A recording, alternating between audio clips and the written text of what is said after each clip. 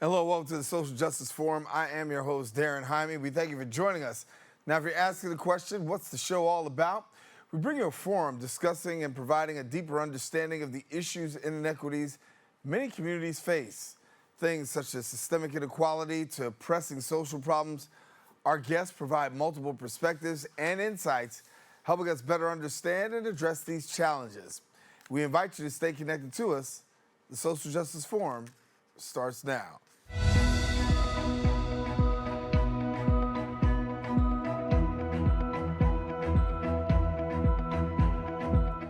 And welcome back.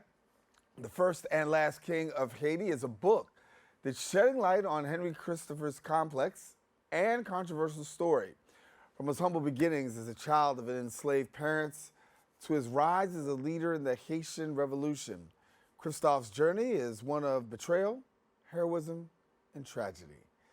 Our guest brings a fresh perspective on this historical figure and the impact of his ruling, while also connecting us to Haiti's past and its present. We're pleased to be joined by the author and professor of French and African Diaspora Studies at Yale University, Dr. Marlene Daut. And we thank you so much, Dr. Daut, for joining us. Thank you so much for having me. Thank you. And so as we talk a little bit about this writing, what inspires? Yeah, I had been reading, I'm Haitian American, so I had been reading about the Haitian Revolution for many years. But Christophe was always kind of an elusive character. And so with The First and Last King of Haiti, I really wanted to get in depth into his life and find out who he really was, what inspired him to join the Haitian Revolution. When you think about the fact that he was actually born on the British island of Grenada, had previously fought in the American Revolutionary War at the Battle of Savannah, I wanted to find out, how did he end up in Saint-Domingue, which later becomes Haiti? Yeah.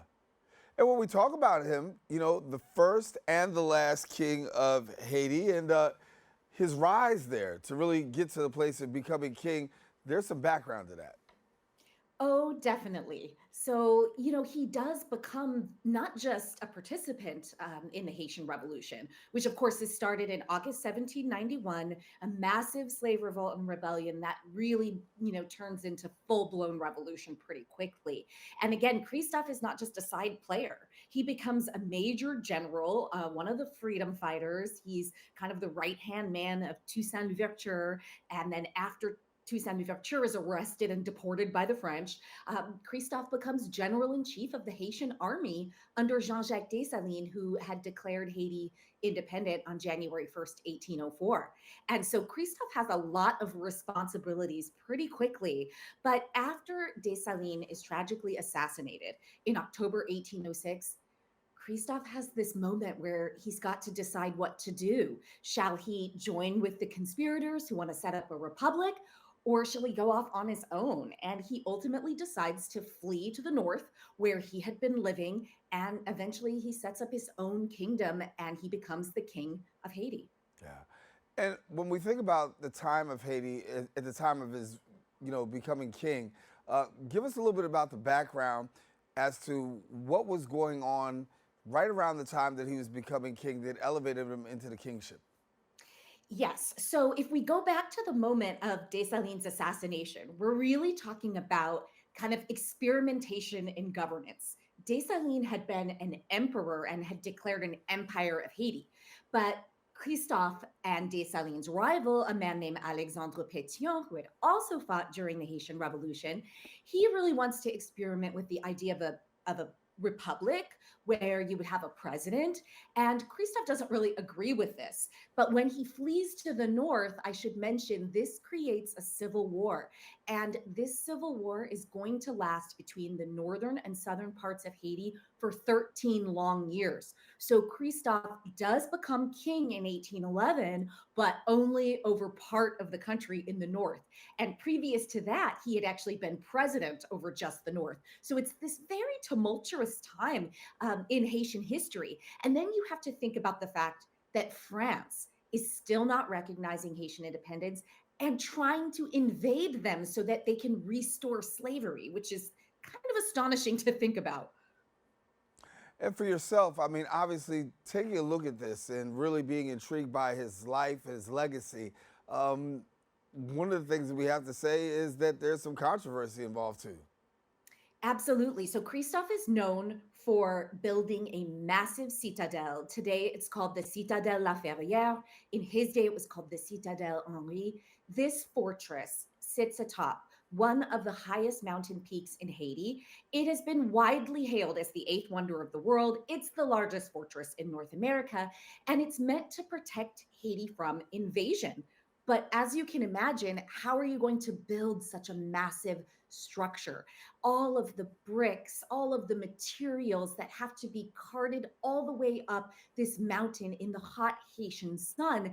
And so Christophe institutes what is called a corvée, and this is labor in lieu of taxes. So if you weren't wealthy, you weren't a part of the military elite, and you couldn't pay your taxes, which you can imagine is many people, you got sent up to do labor. And so this has really kind of put an asterisk by Christophe's legacy in the minds of many who question whether or not this massive citadel can really be seen as a symbol of Black freedom and sovereignty, given the labor that was used to construct it. Yeah. And when we talk about this fortress, obviously, as you said, a very legacy piece, if you will, that's out there in Haiti. Talk to me a little bit about the people, because there was this divided Haiti as well. And, Yeah. and as Haiti became divided, let's talk about what caused Haiti to become divided and where Christophe falls in. Yeah, I mean, on the face of things, we can really see this as a contest over who is going to be in control. This is a legacy that was left behind from Toussaint Louverture when Christophe and Dessalines by turn seem to betray him. And this results in Louverture's arrest and again his deportation and his eventual death in France in a cold prison in the Jura Mountains.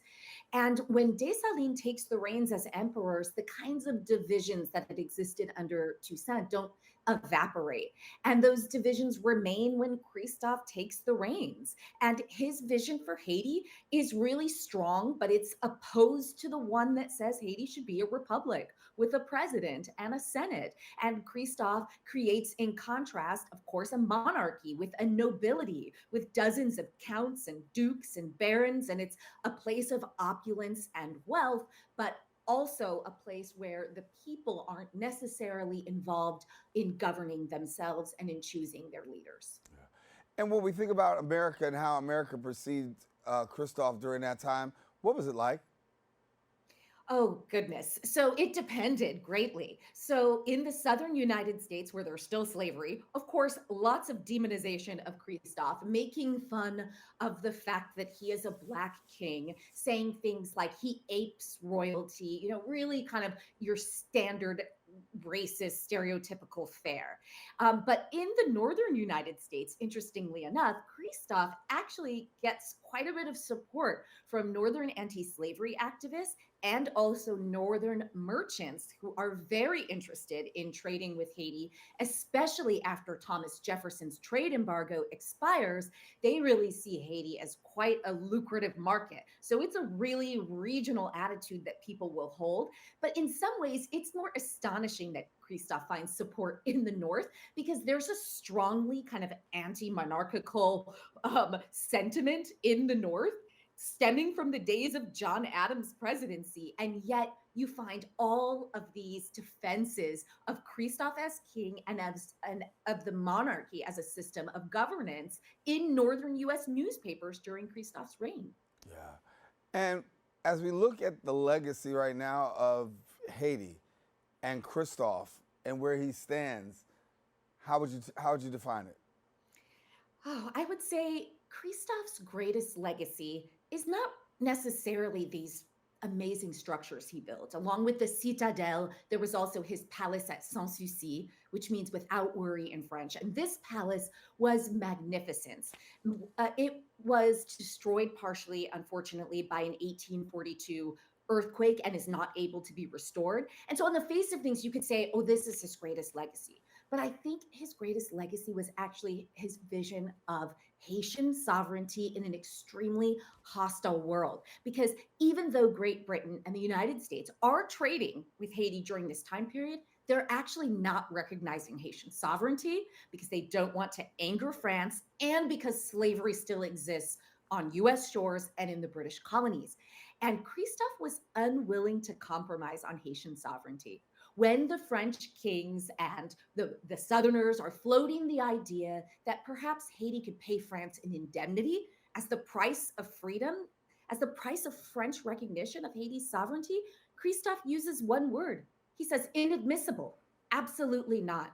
And his death in 1820 unfortunately opened the door for his successor, a man named Jean Pierre Boyer, to kind of restart the conversation about the indemnity, which ended in a disastrous 1825 agreement whereby the Haitian government agreed to pay France 150 million francs as the price of recognition. Amazing. And when I think about Haiti today, I know the challenges that exist. We know the challenges that exist. And the question is if they ever will get to a place of stability. Looking at where they are today, I'm going to let you be the doctor here and say, listen, how do you think Christophe would view what he sees in Haiti today? It's difficult to say, but I would say that in terms of watching successive Haitian leaders continue to either themselves, like Boyer, compromise Haitian sovereignty or to allow Haitian sovereignty to be compromised by invading powers, such as what happened during the US occupation of Haiti from 1915 to 1934. And then, of course, subsequent occupations of Haiti in the 20th century and even in the 21st century. And I think that probably Christophe couldn't have imagined such a reality because when you read his speeches, when you read the proclamations he issues that get posted in the royal newspapers, it is all about your sovereignty is all you have. If you let go of your sovereignty, the world powers will treat you like playthings. They'll make of you slaves just as they have slaves on their shores. Remember, it's still the early 19th century. And so for him to imagine a time when Haitian leaders might care more about making nice with Western powers and giving in to the demands of the Western powers, I think this would have been inconceivable to him because when they said in this time period, early 19th century Haiti, independence or death, they actually meant it. When you look at the Haitian leaders and you look at Haitian leaders down throughout history, how do you rank Christophe? I think in some ways I might be a little bit biased Possibly, yeah. having spent 10 years, greater than 10 years studying his life. But I think in terms of vision, I would put him as number one. But in terms of means, I wouldn't rank him as highly. I think certainly he was under a lot of pressure. He had also experienced a traumatic past fighting at the age of only 12 years old in the Battle of Savannah.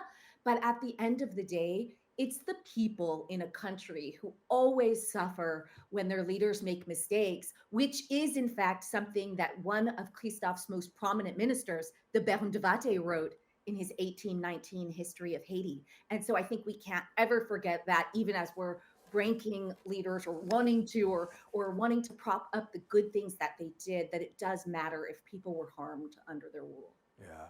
And when we look at Haitian history, talk to me about the role of women and some prominent women that come to mind for you. Yeah, well, Christophe had a wife. Her name was Marie-Louise, and she, of course, becomes the Queen of Haiti.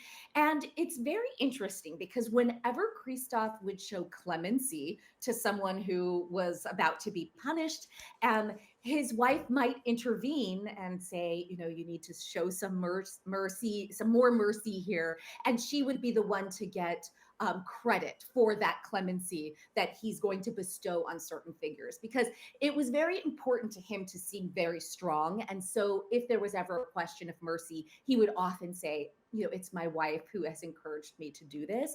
Christophe also had two daughters. He was very interested in their education, which perhaps is what led him to set up a national school system that was supposed to be for boys and girls. Now, this never fully came to fruition for girls because Christophe had trouble recruiting female school teachers from abroad to come and train Haitian school teachers in the country. At the time, they believed that female students should be taught only by women.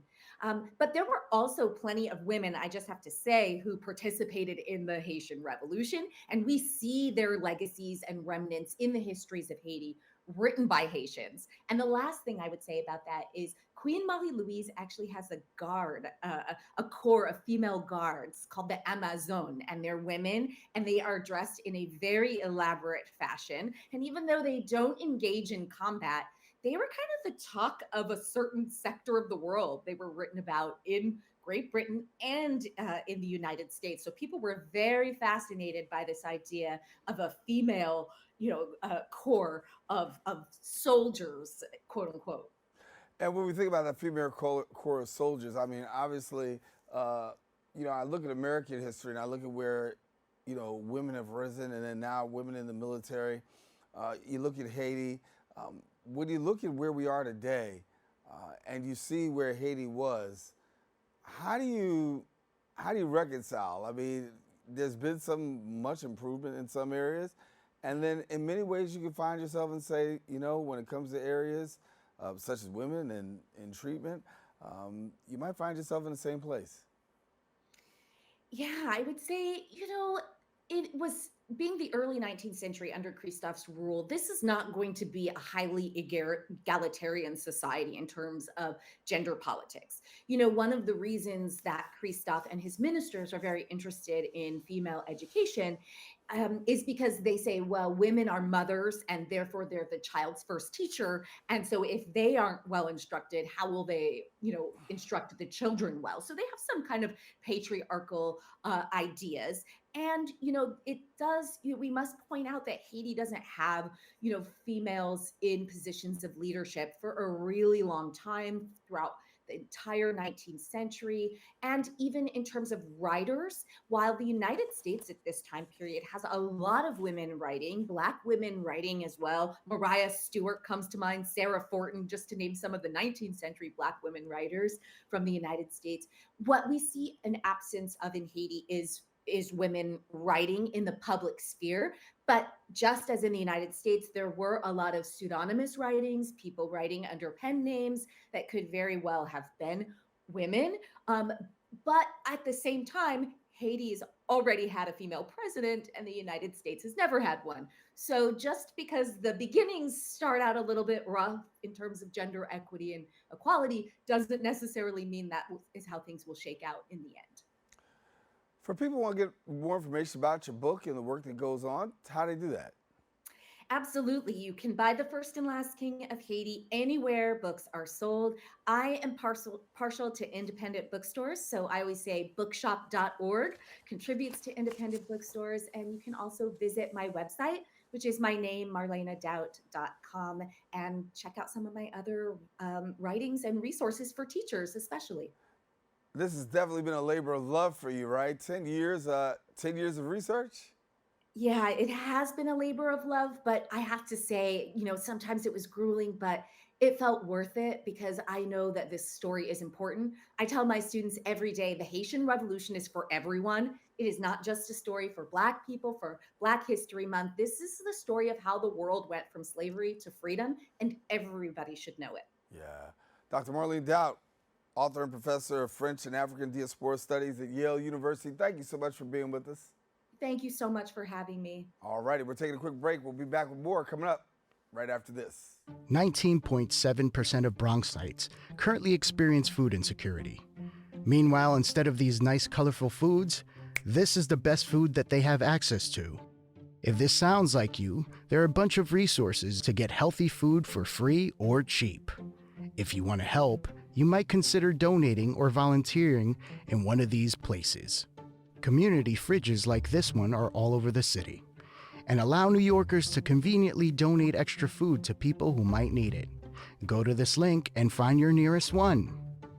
Food banks and pop-up events like these provide millions of healthy meals to families in need. These organizations are distributing meals to Bronxites as we speak, and are always accepting donations and volunteers. We're gonna start the show right now. This is my favorite part. Ready in 5, 4, 3, 2. Hey, this is Angel, and I am one of the instructors for the in-studio production. Here at BronxNet, we offer classes that can help you elevate, expand, and start your television career. All you have to do is sign up at BronxNet.org/education. For the past 7 years, I have been in various productions, spanning from talk shows, independent films, news reports, art displays, teachings, musical performances, and many more. Ain't that right, Angel? Yeah, you're absolutely right, Angel. There are a lot of creative individuals that we're just waiting to sign up for the class. And if I may, can I also express that? Thank you, Angel. That's all the time we have left. Visit BronxNet.org/education and become a producer by taking the course. The class I offer is also in English, en español y también bilingüe. Nos vemos en la próxima clase.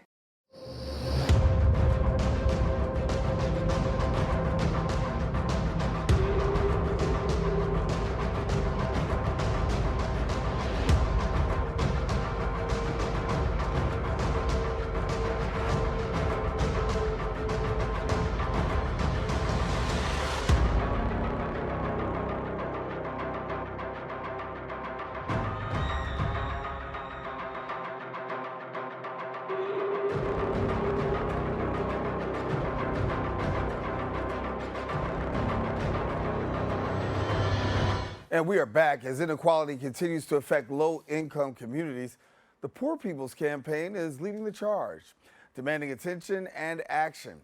The fight to combat voter suppression is stronger than ever, with grassroots efforts mobilizing communities and pushing for policy reform at both local and national levels. Faith-based leadership is at the forefront, guiding advocacy and inspiring change in the face of adversity. Join me now. We've got the president of the North Carolina Council of Churches, the Reverend Dr. Hanna Broom. And Dr. Broom, thank you so much for being with us. Thank you for having me. Thank you. And as we talk a little bit about the work that's going on, particularly North Carolina and across the United States, obviously income is of the essence. We know a lot of people are struggling in the area of income and income equality. That fight is very prevalent, given the fact that the current government is not accommodating for this. Just give us the sense of the climate that you're feeling right now. Thank you for that question. Yes, living wages has yet to be increased since 2009, and yet our prices for our food, our expenses, even just basic necessities has continued to increase. So living wages is of importance. It is essential for our living. I think in North Carolina, you have to have at least a base salary of coming home per month of $1,900 just to rent a one-bedroom apartment. And we're still having people live on $7.25 an hour. The price of eggs is actually more than the cost of a dozen of eggs. So that lets you know where we're at right now when it comes to our living wages, our prices of our groceries, and just essential basic necessities to live. When we talk about the, people in low-income neighborhoods and low-income communities, first of all, it does cross racial lines, and we understand that it's not just blacks; it's really blacks and whites, and it's a mixed bag there. Give me the effects that you're finding for those people who are living in low-income communities. Just share with us a little bit about, some of the challenges that you find that people are facing right now. People are having to make the decision of whether to buy groceries or pay rent, whether to buy medicine for their everyday life, or to just pay a light bill. So in these low-income housing where funding is being taken away from Section 8, assistant living, and these particular things, the basic right or dignity of just having shelter has become a crisis. So even in low-income housing, you're taking away the safety net of SNAP. You're taking away the safety net of Medicaid and Medicare. You're taking these essential things away that can help set off or even balance off some of the expenses of just living with medicine, just living with daycare, with talking about all of these interconnected things in our low-income housing, low-income individuals that are living day to day. They're Yeah. having to make different difficult choices of medicine or food, medicine or rent.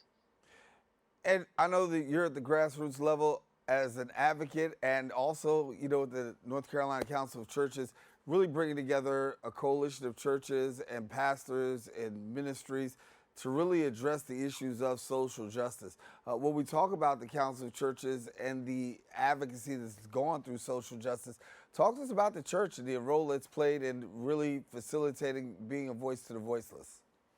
Well, the church has always been essential to the prophetic call of in the wilderness. Even since Jesus' time, Jesus' first ministry was, his first sermon was about social justice. I've been called to take care of the poor, the needy, healing the brokenhearted, speaking truth to power. That was his first sermon. And so as we look at the faith community and the political throughout history, we know that faith leaders have played an integral part in shaping political and social movements. We've seen this from biblical prophets to contemporary clergy. We've seen this. So it's not new to the church. It's actually coming back to the roots of the church and the religious voices that have stood at the forefront of justice, advocating for the marginalized, holding governments accountable. That has always been a mission of the church, not just salvation, but how do our members live? How do our communities live in a just and moral society? That has always been a mission of the church. We have to engage in politics. There's not a separation of politics and our religious traditions. It's actually, again, a return to the roots of our religions and our tradition. Moses, Nathan, we can call the prophets of old and all the way up to contemporary now, Bishop William Barber. So it has always been faith leaders engaging in politics and changing policies for a just and moral society. You talked about holding government accountable, and obviously we do have some challenges in government. And when we look at what's going on in Washington, D.C., let's talk about some of the initiatives that you're working on in terms of holding government accountable. I mean, a lot of people are talking about DI, immigration, but I'll let you take it away. So what we're seeing, we need to address Congress. We need to address those leaders that are allowing this abuse of unchecked power, challenging political leaders when policies contradict our moral and ethical principles, DEI, and we need to stop saying the acronym and really calling out that is diversity, equity, and inclusion. When we begin to have these conversations, we got to begin to ask people, what are you against diversity?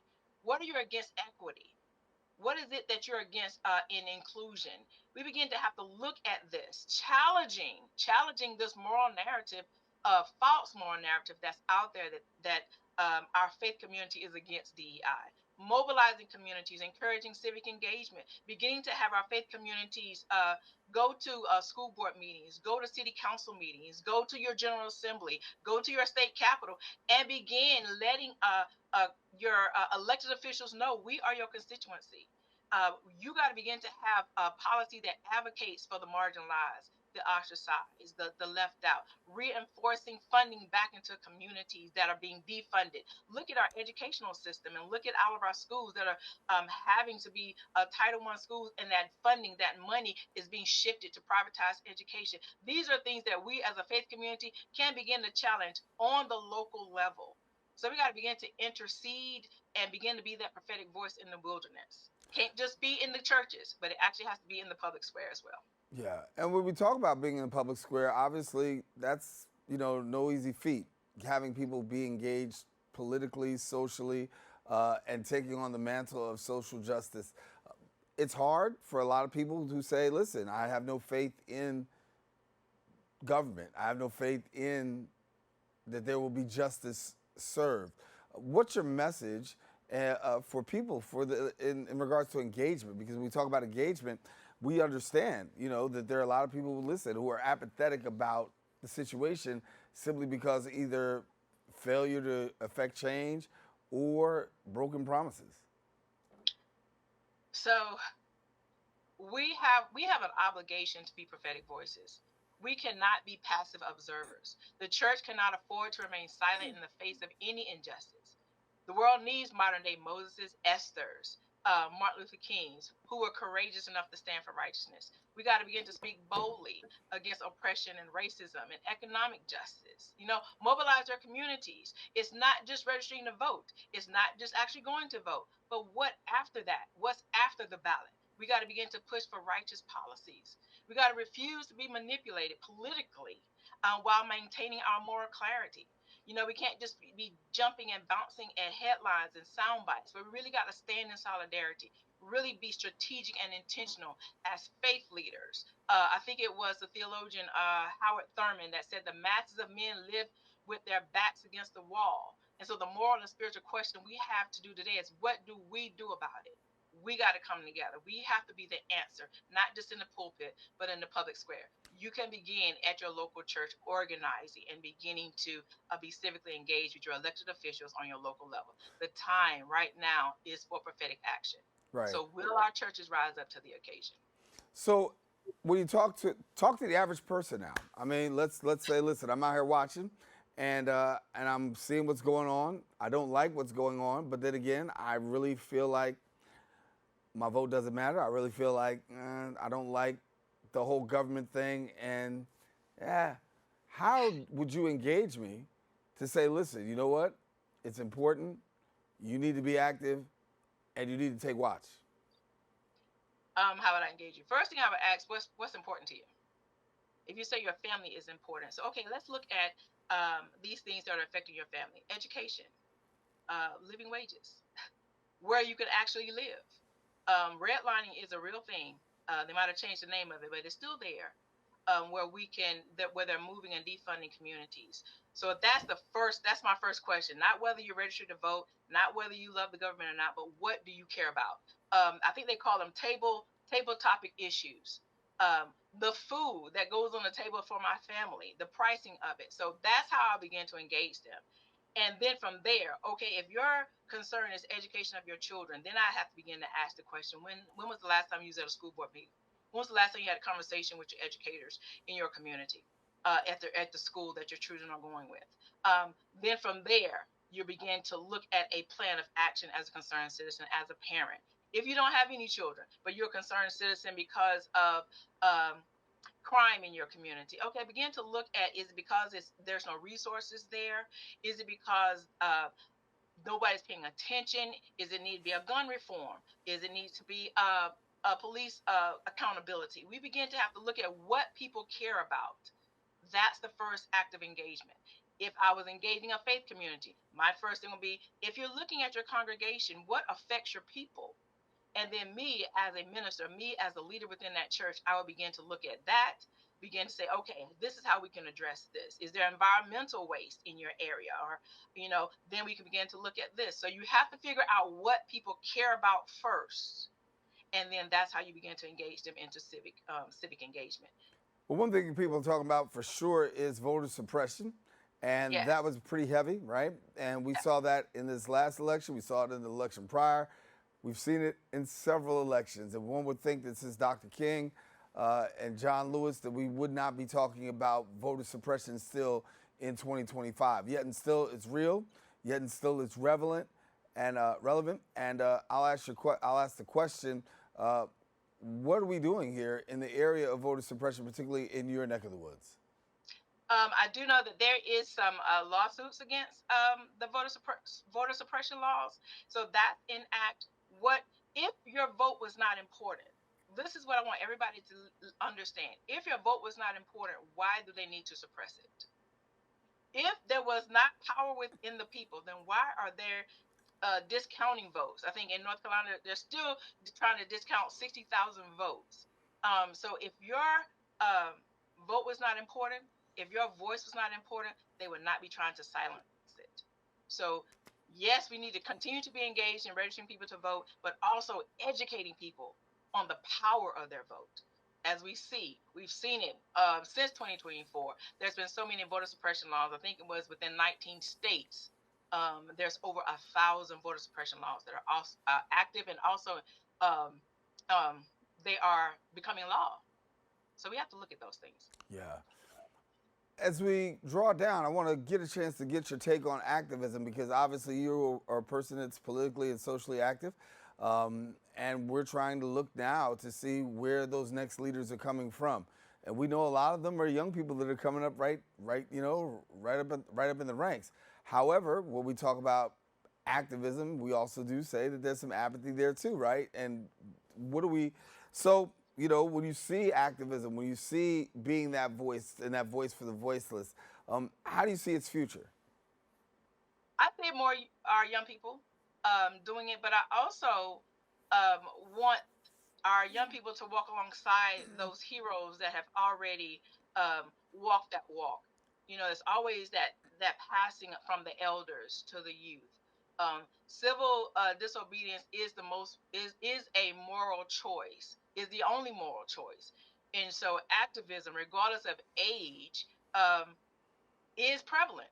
What we need to also understand, it is the one thing that changes the arc of justice is activism, and everybody can be a part of it for a moral and just society. So our pastors, our faith leaders, our young people, do not tell a young person they're too young to walk, they're too young to speak out, because we need all those voices. We need a collective voice. The sound of the shofar, that loud voice, that loud sound that says that we will not stand for injustice anywhere in this country. Yeah. And as you look at today and we see where we are today and what's happening in Washington, D.C., what are some of the initiatives that you guys are working on right now that maybe we need to be paying attention to? Let's begin to attack your state capitals. Congress um, does have the power to stop most of the things that are happening.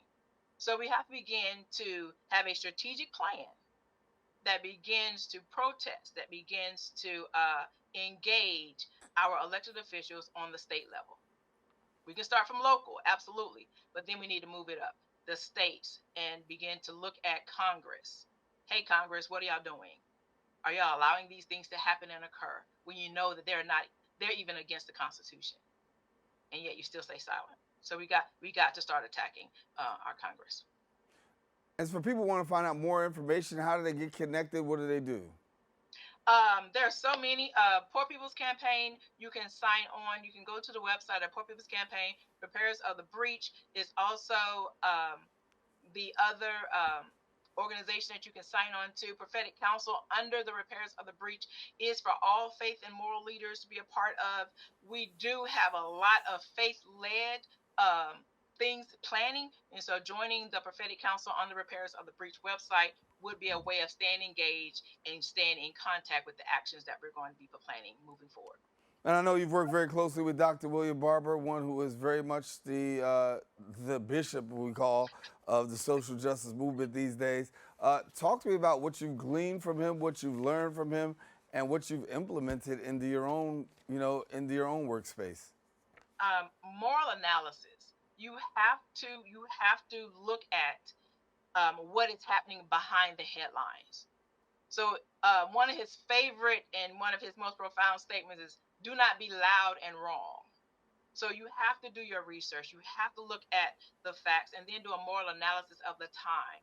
And then there's moral articulation. Now that I have this moral analysis of what is happening in this Pharaoh moment, okay, then the moral articulation. How do I begin to apply it?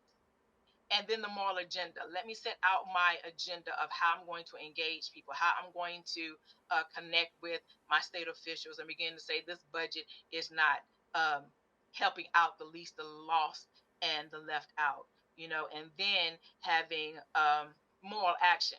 Where do I begin to protest? Where do I begin to have civil disobedience? Where do I begin to do an email campaign or a writing campaign or a calling campaign to let them know we are paying attention to our elected officials? So those are the four things that he has taught me. Have a moral analysis. Don't just jump and run at a headline or a soundbite, but really sit down and begin to look at a moral lens. What is happening in society? What is happening in the government? What is happening in our communities? Then have that moral articulation. Now, how do I take that moral analysis and begin to articulate it out into the communities where everybody can understand and get engaged? Then I have my moral agenda. These are the things we're going to be doing. Hit the state capitals. Begin to look at mobilizing communities in civil disobedience, teaching, protests, those particular things. And then the moral action. Let's come together collectively and begin to let's get back into the streets. let's get back into the streets.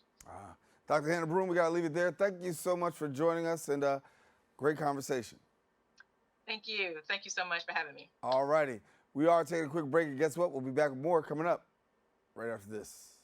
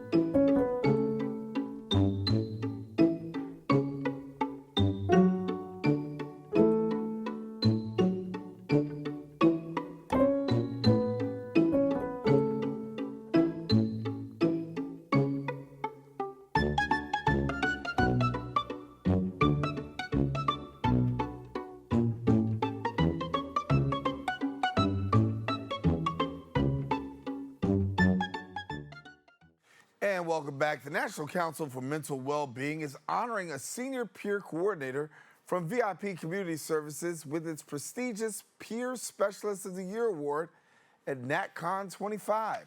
Now, the prestigious award highlights the dedication and the impact of individuals with lived experiences who help others through their recovery journey. Joining me now, Senior Peer Coordinator at VIP Community Services, Anthony Kohl, and we thank you so much for joining us, Anthony. You're welcome, Daren. Thank you. And thank you for the work that you're doing, my brother. Thank you. Thank you. You know, there's something about lived experience that makes a difference. And having lived experience really transcends into a person's life to the place that, you know, it changes their trajectory. Sometimes it gives them foundation. I want to talk to us about, want you to talk to me a little bit about lived experience when it comes to mental health. So my lived experience with mental health was once I had stopped using substances, I was admitted into the Allen Pavilion up on 231st Street and Broadway, which is right by Washington Heights, my old neighborhood. And when I went into the facility, I was not understanding a lot about mental health and what the expectations are and the treatment of clients that get stigmatized with mental health. And I got on medication, and I realized that that's not the way Anthony needed to live. So with that being said, you know, I did what was required of me for the first few months, trying to figure things out and try to see where I fit in with this mental health challenges that I have and learn how to live on it, you know, in a harm reduction sense where I'm not doing harm to myself if I don't take the meds. And what I mean is doing harm to myself if I don't take the meds, am I going to use illicit drugs? So I had to change my view of it and change my understanding of it. And that's when I got presented with harm reduction and preventive services. Yeah. And as I go around the city today, I go in the Bronx, I go to 4 different locations every week, and I just see people struggling. And what I do is I give them information and resources that I know work and help them manage their mental health, but to make a better choice for themselves on a daily basis. You know, I go to a MICA shelter, I sit in front of the building and I talk to guys because sometimes all they need is someone's ear They don't need me to give them food. They don't need me to give them this or that. They're getting what they need, the basic needs, but sometimes they just need a little bit of empathy and courage to show that you're not alone and you're not the only one doing this. Yeah. I probably press fast forward a little bit too quick because I do want to go back for a minute and have a little bit of an opportunity to make people aware of your journey. Because right now, you're the senior peer coordinator at VIP Community Services. And as you're the peer coordinator or senior peer coordinator, you've also going to be the one that's going to be honored. And so you will be the National Council for Mental Well-Being is going to honor you with the Peer Specialist of the Year Award. And first of all, I want to get your take on just being able to receive that award. Being able to receive that award has been, I called it a true blessing, because 10 years ago when I first went into recovery and I got into this field, I didn't understand what harm reduction was and how people with mental illness are able to strive and thrive in our society. What I remember was my uncle, who they kept in the closet, and we would talk to him once in a while when I was a child. But it wasn't like a person doing well and trying to contribute and give back to people. Because I realized that things started changing for me when I started listening to my peers. So I was a plumber for many years, abused alcohol, abused other stuff. But once I got into this field, I've been able to maintain, stay clean, and just give what was freely given to me, and that is recovery. Right. Whether you're recovering from a mental health or a substance abuse, I got to have the team around me so I can connect, because it's very important for me to connect. I played football. I always connected with people. I was in the Army. I connected with people. And in life, when I was using, I wasn't connecting. Now I look forward to doing it, because I feel like when people abandoned me and didn't want to talk to me, it made me feel bad. So I try not to do that to someone else, and I try not to stigmatize anyone. Right. And if I see stuff like that happening, I'm an advocate for them. I try to use the words that they don't know how to use or can't use, I've never used, because sometimes we need to hear it so we can say it. When you go back in your journey and you talk about that being alone, if you will, you didn't have that crew, or you were pretty much listening to that crew. What was that like for you? Because you're balancing substance abuse, you're balancing the mental health journey, but then at the same time, while you're trying to balance that, you're not, and it leads you down a slippery slope. So for me in high school, when I would have 70 guys in the locker room, I didn't hear everything everybody was saying. I just was saying, man, I need to get back home to help take care of my brother and my sister, or I need to get dinner for my family because my stepfather was out using, or I need to just check on my mother before she passed away because I was her caretaker. And there was a lot going on, but I always felt alone. Even though my coaches encouraged me, my teammates loved me and encouraged me, I felt like I was alone and didn't belong. So then once I got out of college and stuff like that, I joined the Army, and I was feeling the same way. And I was saying, what's going on here? Why am I feeling like this? But I never addressed it. Then married for a long time, similar. Feeling like I'm there married to a person, but I was always trying to escape. But like I said, when I got into recovery 10 years ago, that's when I was saying I need to be around people, and I need to be accountable for my actions, and I need to make change. And VIP has given me the opportunity to be able to make change with people and to stay consistent. Give them the support they need, because the barriers they have sometimes, or we have personally, can seem minimal to someone else, but they're big to us. Yeah. And when I offer them support, it seems to help a lot. When did you say, when did you come across VIP, I should say, as an employee? At what point in the journey? How'd that happen? So my first history with harm reduction was for the New York harm reduction educators as an intern. I did it for 4 years because I was collecting my pension for my other career. And then someone said to me, man, Anthony, you should work full time. Take these trainings. And I started doing it. So he's my mentor. I used to call him coach, but he's my mentor. And that's Terrell Jones from New York Harm Reduction Educators. So I continued. In 2019, I was hired by BIP, and I worked for the Bronx Hope program, heroin overdose prevention education program. So if a person gets arrested in the Bronx with a 22003 minor substance abuse charge, they give me, one of 7 peers, they give me or another peer a call. I report to the precinct. The main precinct is the 40th precinct in the Bronx, because they get a lot of calls. And I sit down and just talk with the guy and say, let's try to get you services. Let's try to get help. Some say yes, some say no. Some guys have 6 years clean. And when they see me, they go, ever since I met you, Anthony, they helped me make a change. and I check in on them. I call them, and I just let them know. I like to use these words: not alone, never alone, because we're not alone. Outside times we choose to be alone, but if we know better, we can do better. You talked about going to see people at the precinct. Now, is this right after arrest? Is this before court? Is this during? I know. So it's an intervention to court, so the person doesn't have to go back to court. So let's say he gets arrested with a misdemeanor minor drug charge, and they give him a desk appearance ticket, and he has no warrants. I meet him at the precinct.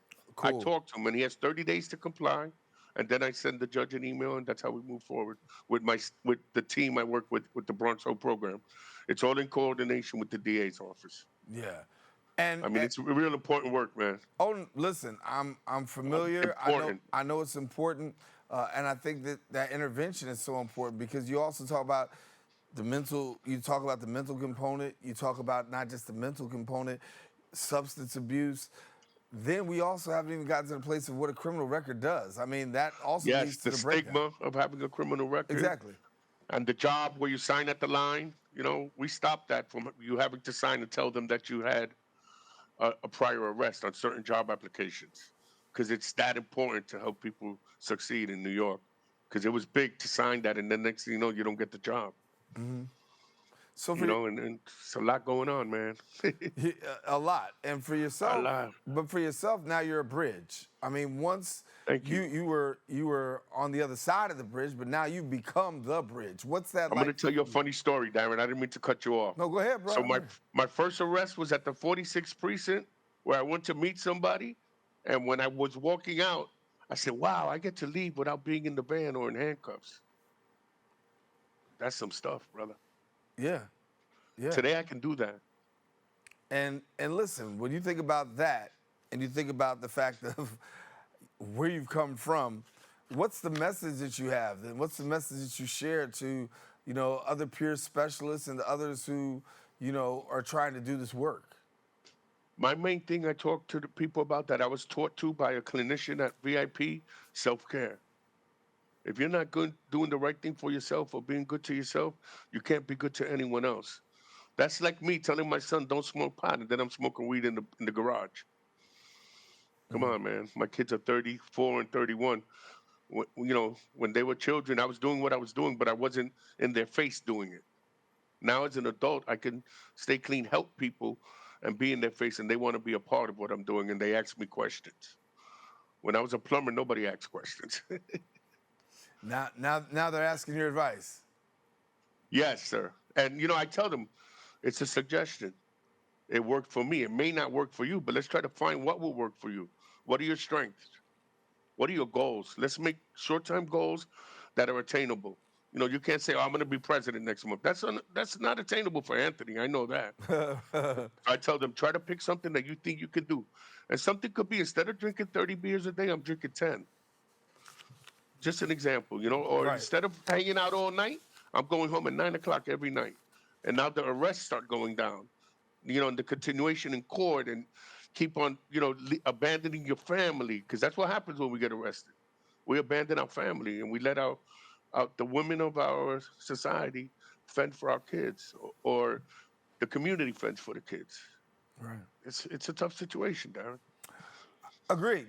And but what I'm really grateful to have you on the show for is that you taking advantage of this tough situation and turned your pain, as I've said before, you take the pain, you turn it into purpose, and now you're not just helping others, you're helping a lot of other people. And A lot of people. the fact that you'll be honored with this award recognizes the fact that you put the work in, and recognizes the fact that you've actually taken the time to say, listen, you know what, my life is worth something, and then I want to see somebody else make something of their life. That second chance, I just want you to speak to Yes. that, because that second chance, what's that mean for you, being able to be that second chance for somebody else who once needed a second chance themselves? So what that means to me is like a positive light that I see. Sometimes when I go into the precinct, or just walking around VIP in the hallways, they say, "Hey, Anthony, how you doing?" I go, "What's going on, man?" "Oh, things are rough." I say, "Yo, welcome back."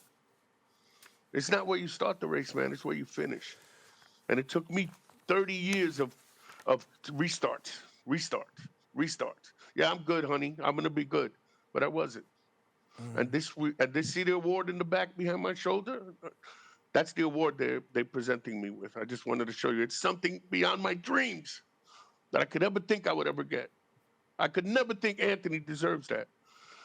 But now I can accept it, deserve it. I spoke in front of 6,000 people, changed my life. You know, changed my life. And that second chance, I could taste it. Yeah. But it's a daily process, self-inventory, talking to people, and staying connected. I need to stay connected because I go to the 149th Street and Eagle Avenue, sit in the park.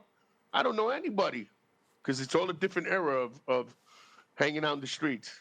But you know what? I call to them. I look on them and I go, "What do you need, man?" Turkey sandwich, bag of chips, clothes, a referral to a detox. I have them come pick them up, and it's just rewarding to me Yeah. because I never thought I'd be doing this. And for there I am today, Daren. Well, listen, I'm ultra not just impressed, I'm ultra humble to see how the transformation has occurred. I don't want to leave this segment, and this is the last question I'll ask before we get out of here. Talk to me about VIP services, the fact of them just, taking a chance on you. You're funny you say that because I applied for 5 different companies as a recovery coach to try to get a job. And everyone kept saying, "Oh, you got to do this, you got to do that." And I was getting like the runaround because I said, "I need to go full time. I have a talent, I have a skill, I want to use it." And the lady I got interviewed by a VIP, she goes, "You'll be perfect to go to the police station and meet with the police." I said, "The police? Whoa, whoa, I don't know if I want to do that." And she started laughing. She goes, "Why? This isn't an interview." We sat there for 2 hours in this interview, and I've been here for 6 years now. She Wow. gave me the chance to be able to give back that was given to me and to say, it's full circle, Anthony. Like I tell you, the first time I went to the precinct, I walked out free without getting sent to central booking was a big deal for Anthony Kohl. Big. Well, that's huge. VIP Community Services. And again, if you're just joining us here with Anthony Kohl, he is also the National Conference 25 Peer Specialist of the Year Award. And he's the Senior Peer Coordinator for VIP Community Services, making a difference. And listen, that's an awesome award, my brother. And that's all. It looks a little heavy too, man. It looks a little heavy. It is, man. This thing is heavier than my cat. Well, listen, you're well deserved. I want to congratulate Daren. you and thank you for the work that you're doing. Keep it up, my brother. You're making a difference. Pleasure meeting you. Hey, pleasure meeting you too, bro. VIP, CCBAC in the Bronx. Yes, sir. 770 East 176. Come to us, insurance or not, we take care of you. We got to find a way. We're gonna get you back and put you right here in the studio next to me so we can talk. Let's do it, buddy. All right, then. You're the man. I got to meet you in person, Daren. No problem, Anthony. You got it, brother. All right. Take care, sir. Take care, brother. Thank you for your time. All righty. Well, Respect. listen, this is a great show. And listen, it's a great way to end the show. Come to the end of it today. I hope you enjoyed this week's discussion on the Social Justice Forum. Now, if you're rewatching this week's edition, catch the recablecast right here on BronxNet.org. You want to join the conversation and present your point of view? Well, guess what? Visit our social media at BronxNet TV. We encourage you to join us next week. We continue to elevate the discussion, bring further awareness across the globe. I'm your host, Daren Jaime, saying take care. God bless.